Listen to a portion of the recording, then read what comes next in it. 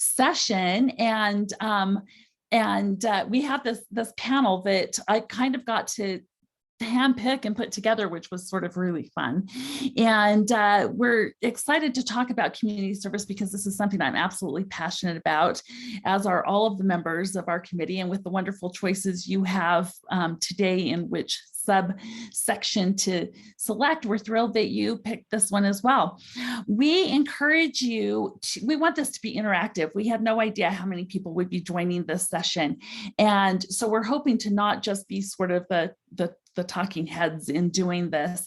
We would love to have you turn on your screens if you feel comfortable doing that. If you don't, that's fine too. We don't mind children and mess in the background and everything like that, but we would love to just have you join our conversation about community service. And we hope to use the chat. So as you think of questions, put them in the chat. Jenny's going to be following the chat for us to make sure we don't miss anything. And we might throw out some questions as well to have everyone's participation. What we decided to do as we were organizing how to work this session, we came up with sort of some topic areas that we felt were really critical to discuss in this. And so each of the four of us are going to introduce ourselves and our background of how we came into doing the types of community service that we've been involved with over the years. And then we're going to, each of us will address one of those topics. And then we're going to open it up for questions and answers, and just to have more of a discussion and kind of conclude by talking about why is community service so important to us as individually and for our families and for our communities and things like that. And we want to hear your perspectives on that as well. So we're going to go ahead. Babata is going to start out in introducing herself and kind of answering her topic question. Thank you, Susan. My name is Babata Sonnenberg, and I've always had a passion for public interest work. In fact, when I graduated from BYU with my undergraduate degree, I applied to a master's in social work program and also the law school at the University of Utah. And I was actually accepted into both programs. And that was a hard decision for me to make because I really loved both and wanted to pursue both. And a joint degree wasn't an option at that time. In the end, I decided to pursue a master's in social work. So I loved my 2 years at the University of Utah, and then I worked 2 years full-time as a therapist for LDS Family Services down in St. George. I worked with adoptive couples, I worked with birth parents, and I worked with other individuals with mental and emotional health issues. And it was a fantastic time. I found myself still in the courtroom quite often, testifying for adoptive couples or for birth parents. And it just fueled, again, that interest and the law. And I knew if I wanted to continue my interest in public service, that a law degree would only enhance that. So I reapplied 4 years later after applying the first time, got into Brigham Young University Law School and moved up there. I found out I was pregnant with my first daughter 2 weeks before I started law school, and then had her a week before finals of 1L finals at the end of the year. And BYU was incredible. They allowed me to take finals, my newborn, right outside the door with my sister. If I needed to nurse her, she'd knock on the door, they paused the finals, and they really worked with me. Graduated law school with actually 2 little girls. And after that summer, worked hard, took the bar exam, passed that, and decided to stay home full time with my girls. And I loved it. I loved the time at the parks. I loved the time at the petting zoo, playing princesses. And I loved the time I had with them when they were so young. And then in the next 9 years, I had 4 more daughters. During this time of having babies and raising babies, I was also very diligent about keeping up on all the licenses I had earned, social work and law, continuing education. And I also wanted to keep my hand in the law. I wanted to stay involved in law and in social work, and I wanted to combine those 2 interests. I approached an adoptive father who I knew was also the partner in a law firm. and his name is Paul MacArthur, if you know MacArthur Heater and Metler down in Provo. And I asked him, I said, I'm interested in this. I work for LDS Family Services. I know you're an adoptive father. I know you do adoptions here. Can I learn from you? Can I attend some court hearings with you? And he was so generous and so inviting and so welcoming. And he mentored me in adoption law. And so that became my first part-time interest, was working with adoptive couples on the legal end of it now. And I just felt comfortable there. After working with Paul for a while, we developed a friendship, and he sat on the board for a Child's Hope Foundation, which is a nonprofit organization that works with orphans in Mexico and in Haiti. And he invited me to attend some of those board meetings. As I attended those board meetings, they asked if I wanted to become more involved. So I ended up joining their board and have been on their board for the last 6 years now, and going to Mexico, traveling with them, and just contributing in that way. And it's been an incredible experience. So I am grateful for the opportunities that a law degree has given me in the community. And one of those has been working with Paul on pro bono and adoptions. Another one has been our involvement in a Child's Hope Foundation, which has been wonderful. And probably my favorite has been Tuesday nights at the Family Justice Center. I was kind of hoping, you know, I don't, Susan would go first so she could talk about her work and I could say yes. So I won't introduce it. I'll let her talk about that. But I do spend Tuesday nights at the Family Justice Center, and it's a free legal clinic in downtown Provo.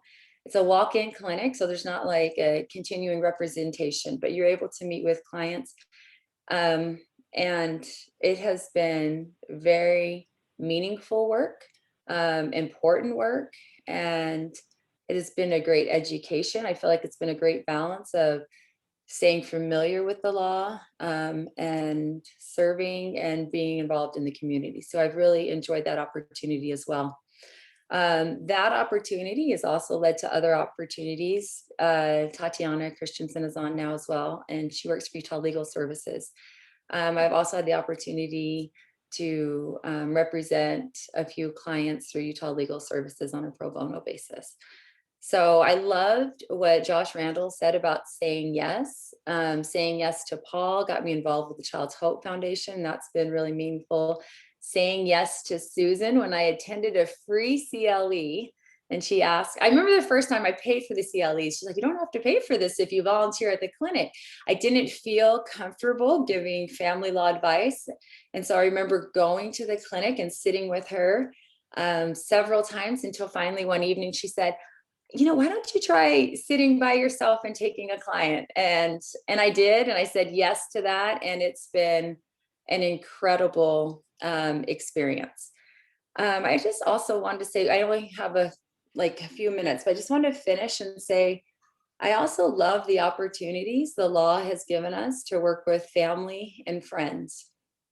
Even this past week, I've had a family member that was evicted, and just having my experience at the legal clinic, it formed relationships. I was able to ask a few questions and help with this family member had been evicted from their apartment. I've had a nephew heavily involved in trying to get out of his drug usage, and he went back to jail recently, which has been devastating for my sister. But because of our relationships within the law, I found a great attorney, a criminal defense attorney that I've been able to speak with and work with and communicate with my nephew who's in jail, who can call me anytime. But just having that basis, it's been wonderful. So I think that's past my 6 minutes, but that's. Sorry, trying to find my unmute. Oh, you're good. Thank you so much, Bob. One of the things that we tried to do in creating this committee is to have a variety of viewpoints. And I just love Babata is so committed to her 6 beautiful daughters and their millions of activities. They're all involved in so many different things. And she will come to our clinic, and kind of sometimes dash in and go, I just dropped off this child at soccer practice and I'm about to go pick up this child at music, but I have an hour I can meet with someone. And she just finds that way. Most people would go, I'm really busy, I don't have time for that. But she, you think about the number of people that over the weeks of a year that she is able to influence and help just by coming between those things to kind of to help that one person in that amount of time. And it's really, really amazing. I just love that. So next we're going to have Tatiana talk, and she is sort of representing our nonprofit experience. She has worked for years with Utah Legal Services in different capacities, and she has helped many, many people find ways to do community service by organizing that through her work at the nonprofit. So I'll turn over the time to Tatiana.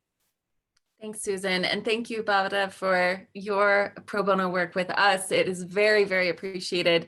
And like Susan, I'm amazed that you find the time to do it, but it makes a huge difference to our clients and to us.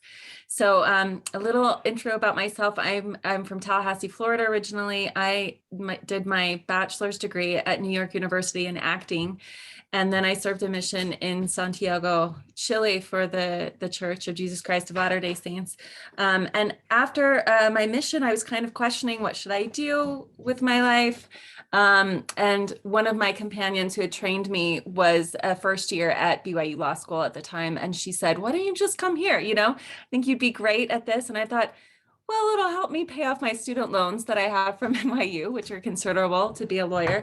And so I will go to BYU Law School. And luckily I got in and I applied and everything worked out.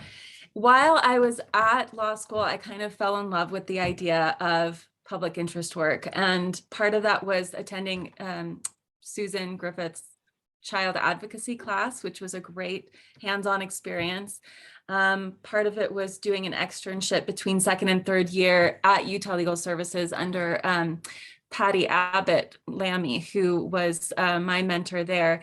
And after I graduated law school, my husband ended up doing some graduate work in London. So he spent a couple years in London, and while I was there, I was unable to work. But when we came back, Patty Abbott Lammy reached out to me and said, there's going to be a position available at Utah Legal Services, and I think you should apply. And so I did end up applying there and getting a job there. I've been working there since 2010 and started out doing domestic law and then moved over to expungements. And then for the last several years, I've been doing pro bono, mentoring, recruiting, and training and retaining, hopefully, volunteers for the pro bono program there. So that has been really satisfying. I was 7 months pregnant with my eldest when I graduated law school. And then I had a couple other kids. I've got 3 kids. And so it's been really a blessing to see how I've been able to, I feel very lucky that I've been able to balance and have a multiple, sort of things going on in my life at once, between kids and doing work part-time at ULS and all of that. Recently, within the last year, during the pandemic, in the last 12 months, I went down from 30 hours to 20, and then I went down from 20 to 10 because things were just getting a little overwhelming with the stage of life that my kids are in right now. And I love, as has been mentioned at this conference so many times, I love having allies who are willing to help us achieve what we need to achieve and strike that balance in our life. When I told my direct supervisor, Eric Middlestat at ULS, that I was struggling with this idea of, how can I do my job and deal with these personal things at home? And I said, I just want to do what's best for ULS. And he said to me, Tat, whatever is best for you is best for ULS. And I'm just so grateful to have someone supportive like that. And I would suggest that we all seek that kind of place to work because it really makes such a huge difference. when Susan asked me to join this panel and talk about leadership, the thing that kept returning to my mind was mentors and mentoring. And it's not, I know I don't have a lot of time. I could talk about this for a long time because I'm so grateful for the mentors that have helped me along the way, but it's not something extra. A lot of times we're overwhelmed thinking I can't add one more big project to my list like mentoring, but it's integrated into who we are. It's integrated into everything that we do, mentoring. And so it's you know, my mission companion who was going to law school mentored me by saying, hey, you should come to law school. This is, you know, you would be a good fit here. Jane Wise, when I was at BYU Law School, who was one of the writing instructors, mentored me by giving me time in her office to talk about what I wanted out of life, what I wanted out of my career. And she talked me through those conversations. She gave me that time. Susan Griffith, as I've already mentioned, mentored me by making that class available to me and give me those kind of opportunities to explore public interest law and child advocacy. Constance Erickson, who was another professor at the law school, mentored me by encouraging me to come apply for a job at her firm when I first graduated as the law librarian at Jones Waldo. Patty Abbott mentored me by having me as her extern and encouraging me in that way. And then as I joined ULS, other colleagues have mentored me by giving me that time and space to talk about what I want to happen with my life and my career and giving me encouragement along the way. So, you know, we can all do that. We can all make that time for others and encourage women to do whatever feels right for them in their stage of life that they're in. As you know, I was studying for the Sunday school lesson this week about the founding of Relief Society. It all started with one woman saying, hey, I see this need in the community and I want to do it, but I don't have the funds. I have the skills, but I don't have funding to do it. And saying this to another woman and that woman being able to provide the funds and start this. So I think those conversations can be really simple when they start, but can turn into something huge. And that's what I see when I look around at this kind of society and the kind of networking that we have. We have the ability to make big things happen out of those small conversations. So thank you. Thank you so much, Tat. That's beautiful. So Kristen is now going to talk to us. We're so excited to have her. She can speak from this perspective of working. She's with Dorsey and Whitney, big firm, and children and family and all of those responsibilities, and still was instrumental in the creation of the Utah Utah Center for Legal Inclusion, UCLI, and did that during this very busy time of her life and her commitment to community service. So we're going to have her talk about her pathway and her experience. Thank you, Susan. Yeah, I have always loved community service opportunities. So before law school, I started nonprofits and I just took every opportunity I had to get involved in a lot of cool causes. And then I decided in my 30s with 2 young kids to attend law school. And I thought, oh, this will be great. I'll just be able to use my law degree to do all this great nonprofit work and public interest work. And then I found myself accepting a job at an international corporate law firm where I would learn how to do corporate litigation and employment law, which is totally different, a totally different path than I thought I would take. And I got a lot of really good advice when I started practicing about 7 years ago. Everybody, and this is kind of my assigned topic, so I'll weave it into my introduction, but everybody told me, you must set boundaries. So you're going to have your practice and everybody's going to come to you with all these new opportunities to serve, and you have to learn how to say no to them. And like all, probably really good advice that I receive in my life, I promptly ignored it. And I entered the law just kind of with open arms thinking, okay, I'm going to be, a corporate litigator, but I'm going to say yes to everything. So any kind of community service or bar service or firm committee work that will be unpaid and I'll just do on the side, I'm going to say yes to it all. So my first year of law school, I was approached to start this nonprofit that Susan mentioned, the Utah Center for Legal Inclusion, which didn't have a name or a vision or anything when a past president of UMBA came to me and said, hey, we need an organization to advance equity, inclusion, diversity in the legal community. You've started nonprofits before, so start this one in your first year. And so I said yes, because that was the mode I was in. And that opportunity, you know, I recruited Justice Christine Durham from the Supreme Court in Utah to be the co-chair of our board. And the opportunity gave me this chance as a first year associate and second and third and fourth year and so on to meet all these really incredible people and to learn from them and build my professional network through that nonprofit experience. My first year of law school, I was always also approached to be on the Utah Bar Summer Convention Committee. And so I said, sure, I'll do that too. And I ended up through sheer luck getting a nationally recognized keynote speaker to join. So through a series of events over the year, they promoted me to co-chair of the committee. So my very first summer convention I ever attended in Utah was I was co-chairing it and trying to help run it. So that opportunity was excellent. I had a blast and it was so much fun. So actually I said yes to everything that came my way and I didn't regret that, surprisingly. I didn't set those kinds of boundaries and that was okay for me because it gave me sort of a reason to be excited to go to work in the morning because I got to participate in all of these extra really fun things that I was passionate about. But there did come a time where I realized that boundaries were in fact important and I needed to figure out how to set them because with 2 young kids and I ended up getting pregnant, so then 3 kids at home and saying yes to all these amazing service opportunities and then trying to keep clients happy and fill hours, it became very overwhelming.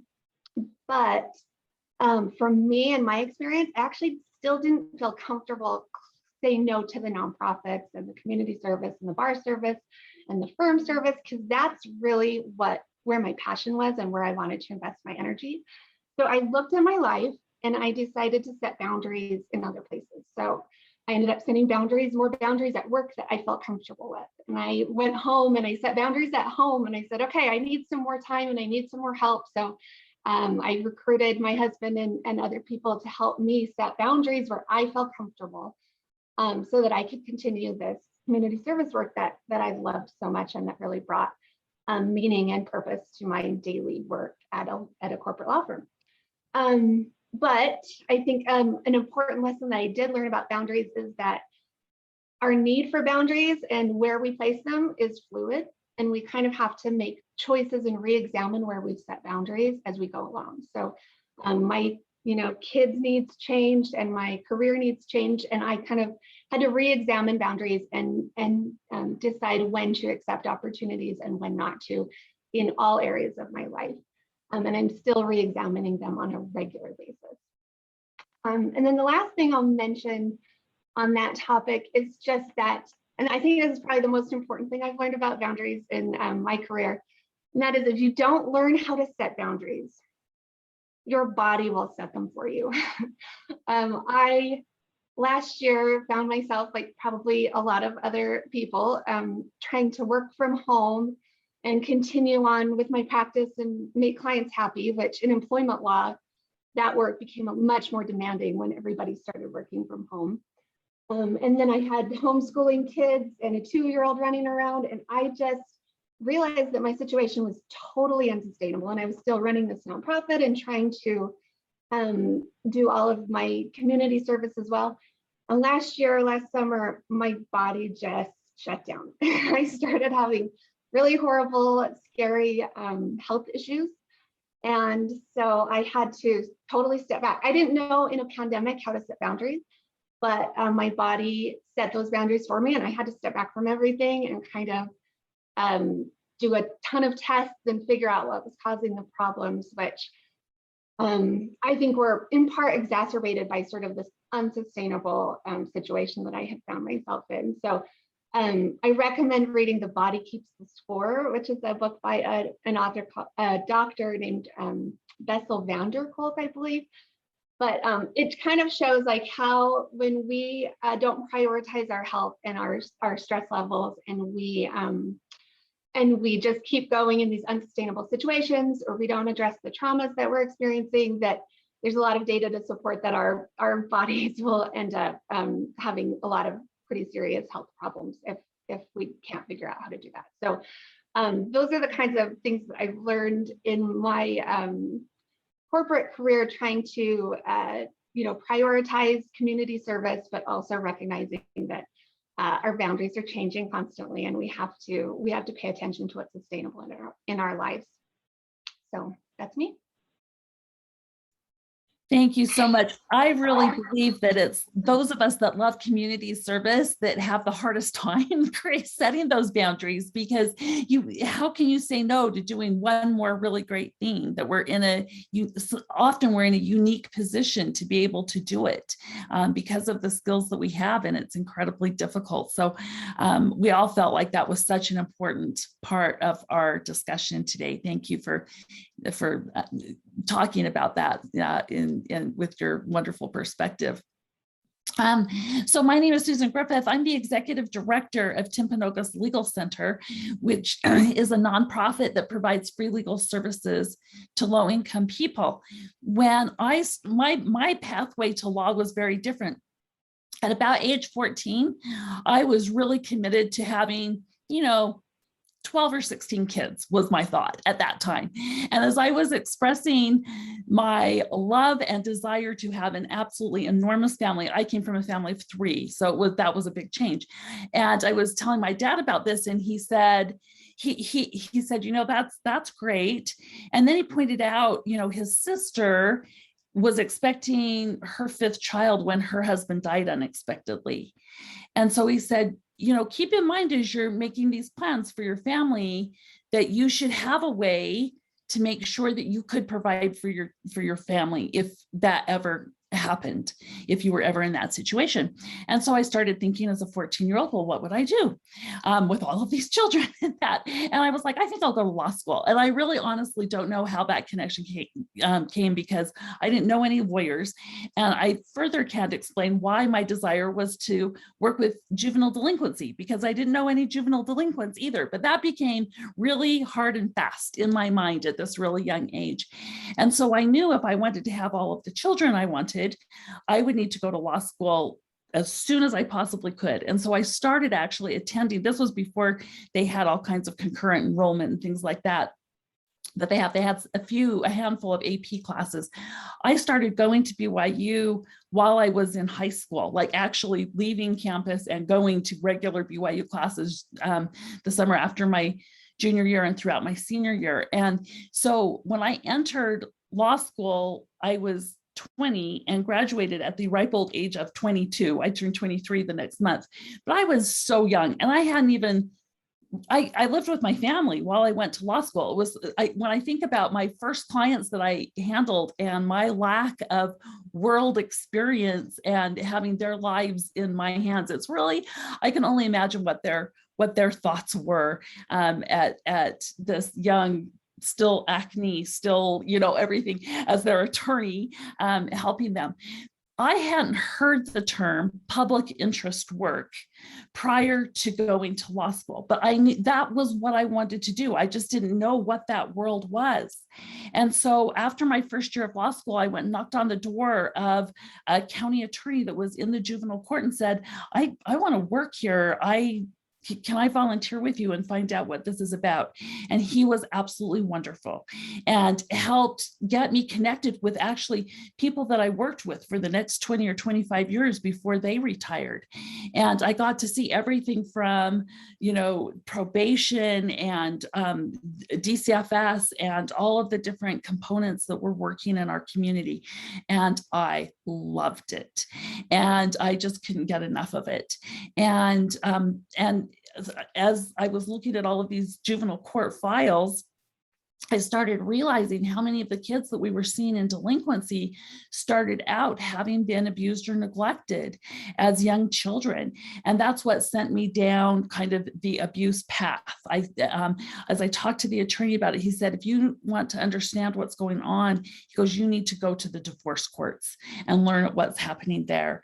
And that is what sent me to that place for the rest of my career. I never went back to juvenile delinquency. I stuck to the area of domestic violence, child abuse, and sexual assault. And I worked at, so I quickly went to an externship at Utah Legal Services, and once I was there, I wanted to stay there forever. I just absolutely loved that work. I was so passionate about the domestic violence cases that we were starting to handle. I got to work with the very first protective order program that was developed in the state of Utah. We wrote the first grant out of the Provo office, and I just absolutely loved every minute of that work. And then my husband graduated from school. We moved to California, and I wasn't working during that time. And when I came back, I was like, now what? What's next? Now I have a couple of kids, and I still want to work, but I wanted to also, being a mom was very important to me as well. And it was at that time that it opened up for me to be able to work at the law school part-time, which was just such a beautiful, beautiful blessing. I got to keep my hands in sort of all of the work, teach the classes on the subjects that I loved. And then as my kids started getting older, I always thought I would go back into litigation, but as I was working in the community, so Utah Legal Services does a beautiful job in Utah, but for example, the Provo office has 4 attorneys that covers 2/3 of the geographical area of the state. And there is no possible way that they can take all of the cases of the people that qualify. And so there was a group of us there had been actually several groups that had looked at creating a new program that could address some of those big gaps that existed in services. And so a group of us came together and said, we really believe that there's a lot of attorneys who would do pro bono work, but they're in corporate work, they're in transactional work, they don't do family law, and that's where the need is at. So how do we make it safe for attorneys to do pro bono work in an area that's not familiar? Because no one wants to commit malpractice on the free case that they're doing work on. And so our whole goal was to create a program that would allow for that kind of thing, where we could give the support and mentoring and training to attorneys to be involved, use their skills to be able to help other people. And that was sort of the catalyst for the beginning of Timpanogos Legal Center. And it's been such a joy over these last 11 years to provide these opportunities to where we really, it's a hand-in-hand mission. It's not only providing top quality services for low-income people, but the focus really is on giving attorneys the opportunity to be involved in the community by helping individuals in these different cases. And so training and recruiting and supporting and mentoring is all a really instrumental part of our purpose. And when you talk about doing this kind of community work or being a community leader, I love studying the New Testament because I know when I went to law school, I wanted to change all of the things. I wanted to make it so that, we reduce all of these problems. And 33 years later, the statistics of abuse are still going up. They're not going down, even though we've all invested so much in trying to stop that, right?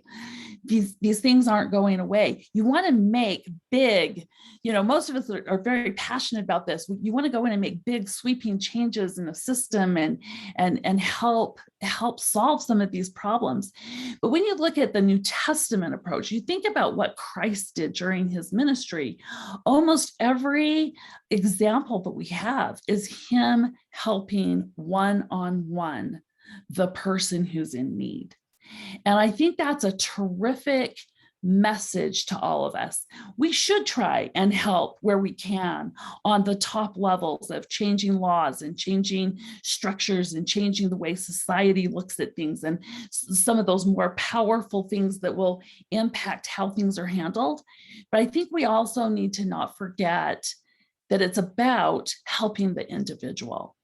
And that was just recently, I was at a shelter talking to some people who were there, and I was talking to a young mom who literally had to just leave the situation that she was in. And when she left, her partner grabbed the child out of her arms and said, "You're out, but the child is staying." And she was out. She couldn't get back into the house. She didn't have her child. And she explains to me that she said, "I grew up in care," which means in foster care. And she says, I have no one who will help me." And she was so young and facing the worst fear that anyone could experience, having your child just literally ripped out of your arms. And when were you going to get to see your child again, and what was going to happen to that child? And as she was just looking at me with this pain in her eyes, I just couldn't help but think what a privilege it is for those of us with a law license to say, "We can help you. I can help you. You aren't alone in this." And the thing that's even, I thought, more important was, I still have to have a professional relationship with her. I wanted to just hug her and kind of be her mom. But what I could explain to her was how good the community resources were around her. Because not only do I work with people who can provide legal services to people like her, but I work with people that do therapy, people who provide housing, people who can help her get on assistance, people who can fill all of the holes that are in her life at that moment. I can connect her with those resources. And it really does take a community of resources to help a person that's in that kind of situation. And so really, whatever your interest is, whatever speaks to you, for me, it's domestic violence. I will work on domestic violence cases until I don't have breath anymore. But maybe for you, it's immigration, or maybe for you, it's people with disabilities, or maybe for you, it's discrimination. I mean, there's so many different causes and needs that are in our society. And the thing that is so wonderful about everyone that's on this screen right now is we have skills, we know people, we have resources, and we can help someone. We don't have to set aside everything else that we're doing. We can do something for someone that is in a place of need, that doesn't have anyone else, that doesn't have any opportunities, that doesn't have any support. And I think that's the thing that's so incredible about being part of a group like this. I wanted to talk just really briefly about, so I know that a lot of you aren't working in Utah. One of our great things about J. Reuben Clark Law Society is we're across the world. And so we need to talk about, how do you find the places where you can make a difference? And the answer is, depending on your interest and depending on your location, you don't have to create a new agency. You don't have to do that. There's a lot of people think, oh, I really have always wanted to do something about this. I should go start a nonprofit, which, as Kristen explained, you can do that.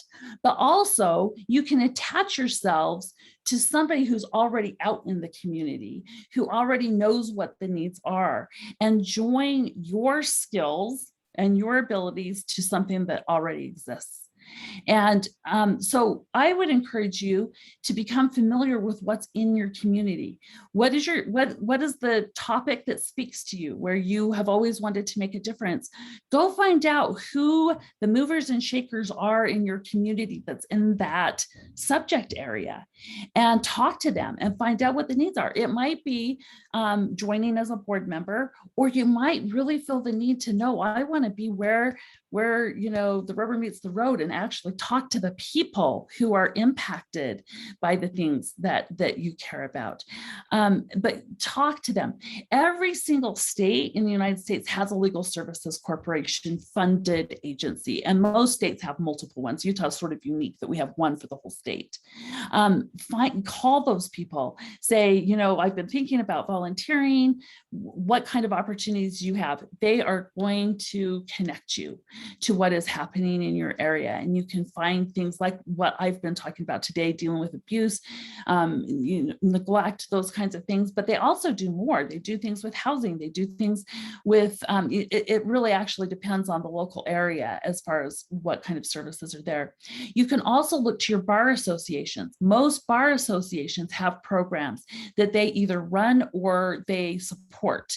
And so your own bar association can connect you with committees or groups or different programs. That's an opportunity.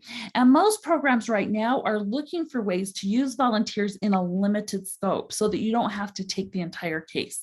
You can do something that is more limited and won't sort of take over your whole life, but you can still make a significant difference. So I encourage you to find those things.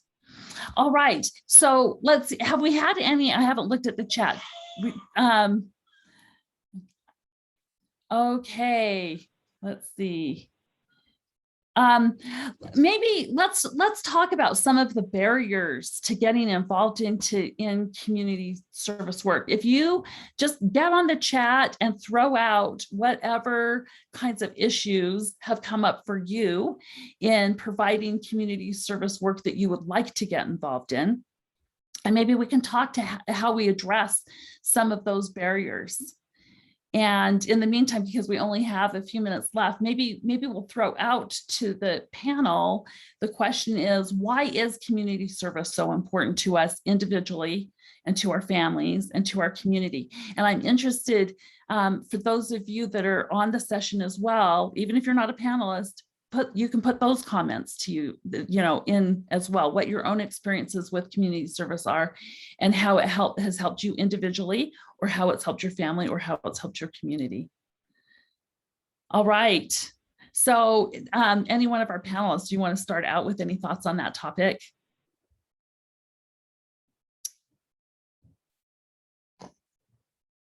Kristen? All right, sure. One thing that just came to mind that goes along with your question is that I think that we've been talking a lot about sort of legal community service opportunities, and I love being involved with those legal pro bono cases and nonprofits that help the legal community and low-income families. There are so many wonderful other opportunities where it's not focused on law at all, but we can bring such a unique perspective. So this goes into sort of why community service. I'm on a board called the local Utah chapter of a board called GLISTEN, which is committed to creating safe spaces, mostly for LGBTQ plus teens or youth in K through 12 schools. And so it's not a legal nonprofit at all, but it's been so great to get in there. And I've created a sort of legal and policy committee where we're working a lot with different laws and school board policies and things like that, and trying to help educate people on the laws surrounding the issues that K through 12 schools are going through. So I think that the law degrees that we have can really help our communities within the legal field, and then also just in other nonprofits and areas that need a lot of help. We can bring that unique perspective. For me personally, I love being involved with all of these kinds of things because it's really what enhances my legal career, and it makes it worthwhile for me. And it's also really helped me, like I mentioned, kind of build this network of wonderful attorneys and people that I wouldn't have otherwise been able to meet. And that's been helpful in my career and just in my personal life as well, because I've made dear friends through that experience. So And then the last thing I'll mention on this topic before I close is just that my kids don't care at all about what I do at work. They're like so bored with my cases and anything I'm doing with billable hours and clients. But they really light up when I start talking about the things I'm doing in a nonprofit or in service experiences and opportunities where I'm using my law degree. So it's helped me kind of, I think, I help my kids kind of have a better perspective of what I do overall with my law degree, because I get to tell them about these really cool and exciting ways that I'm helping people, not billable clients, but other people through my law degree. So that's what is helpful for me to continue the work. Thank you, Kristen. I love that. Babata? I love Kristen's last comment about the impact on our families and our children. I have a 16-year-old and, you know, she's got a couple years left and we were talking about what she wants to do. She goes, I want to go to law school and I want to be a 1L and I want to go to that clinic with you. And she's never been and, you know, or doesn't even know where it's located. But I thought, wow, that's awesome.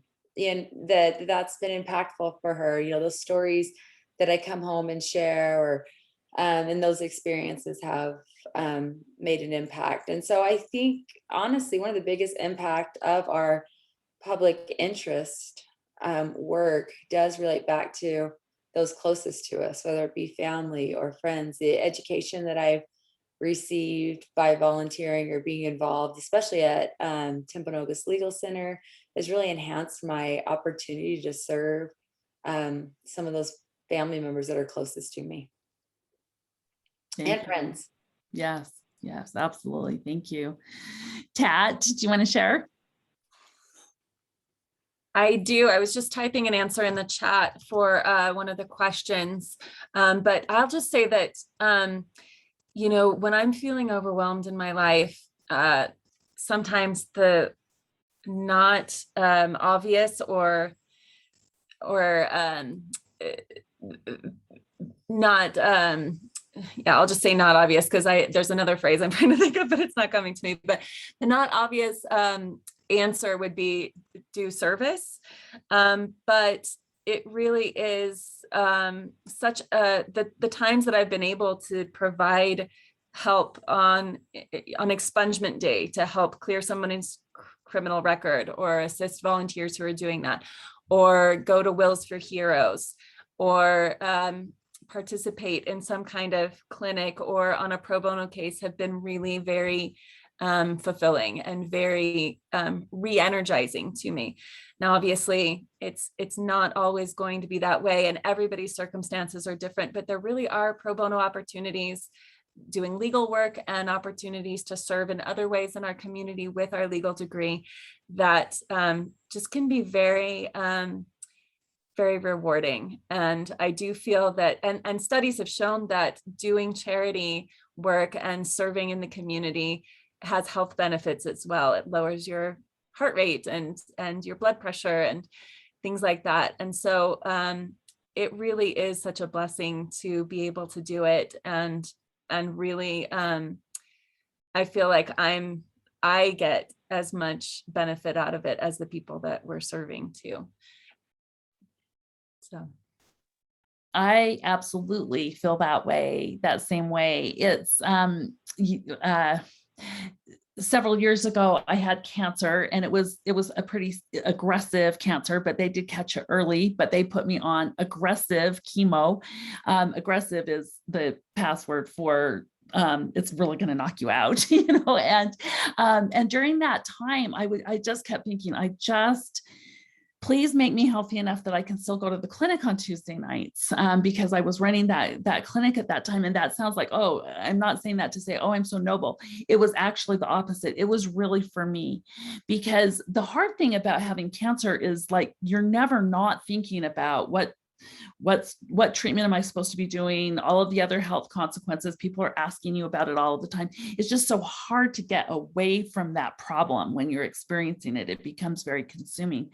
And the clinic was the one place that I could go where, for the 4 hours I was there, I wasn't thinking for 1 second about cancer, not 1 second. The whole time I was thinking about what are the things that we can do for this person? And I could constructively help someone get out of a bad situation and get to something else. And when I would, drive away from the clinic that night, most of the time I was thinking, dear Heavenly Father, thank you that cancer is my problem, because it was so much better. I have health insurance. I have a wonderfully supportive family. Everybody's expressing love. I have all of this. And I'm looking at all of these clients who are facing these horrible, horrible problems who don't have that. And it was just such a centering experience that once again, it wasn't about, being noble, trying to do this while you have cancer. It was about that helped me so much get through that really difficult experience. And when we have attorneys who come, and they're not the ones that come every week because they have really busy practices, but they come sometimes. And it's that feeling of just being able to do something for someone else with no expectation of payment or getting anything out, where you really are just focused on taking care of the needs of that person. It kind of, I think, gives that deep breath again of, okay, now I'm ready to go out and do the work of the billable hours and all of the other things, all of the other demands on the time. And there really is something very cathartic about helping people that are just really, they don't have any other options. And I completely agree with the health benefits that come from it. I can testify that really is a true thing. All right. Well, I think we just have, are we supposed to stop now, Jenny, or if there's some questions, we can take a couple minutes. Let's do that. Okay. So the question about, so there was a question about malpractice insurance, because that's a lot of people are in that situation where they would love to do some work, but maybe they're in-house counsel somewhere and they don't have insurance that would cover their nonprofit work. Most nonprofits have insurance for their volunteers. So that might be the perfect situation for you. Instead of just doing a case that you find in your ward yourself where you wouldn't have that protection, doing it under an agency often will. So you should check with the agencies that you might be working with, because most of the time they are going to be able to provide malpractice for you.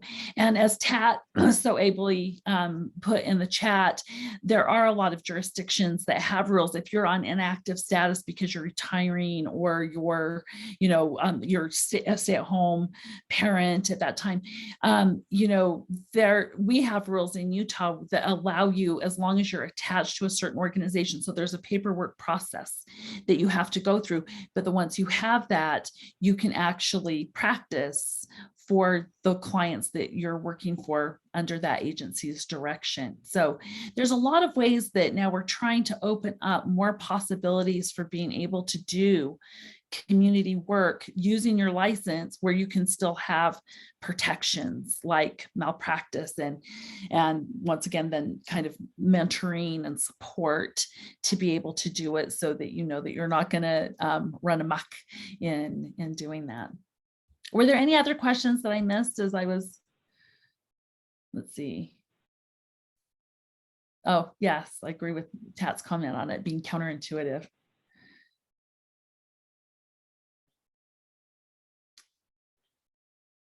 Good. Does maybe a last question we can put out there for anyone, if you know of some agencies or projects that are looking for volunteers and you want to make a plug for a project that you know about that you think others might be interested in, go ahead and put that in the chat.